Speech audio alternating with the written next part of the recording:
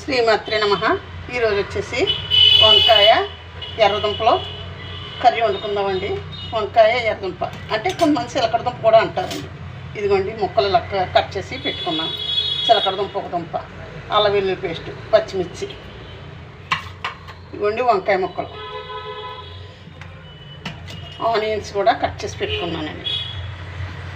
First మనం onions వేసుకుందామండి. Oil తాగింది, ఆనియన్స్ వేసుకుందాం.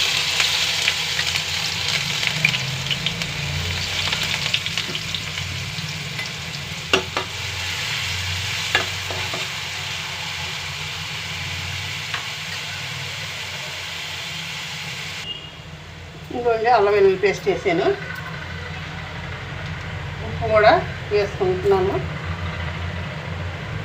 ఇప్పుడు మనం చిలకడ దుంపలు కూడా పచ్చిమిర్చి చిలకడ దుంపలు వేసుకుందాము. వంకాయ ముక్కలు కూడా వేస్తున్నాను.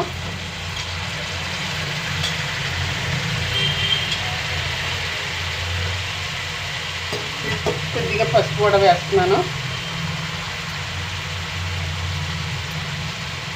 వేసానండి. ఇప్పుడు ఇది మనం మగ్గిన తర్వాత మనం కారం, ఉప్పు అన్నీ ఉప్పు వేసానండి, కారం అన్నీ వేసుకుని మనం మీరు వీడియోలోని ఫుల్ వీడియో చూడండి. వీడియోలో కర్రీ ఎలా రెడీ అయిందన్నది చూసి లైక్ చేసి షేర్ చేయండి.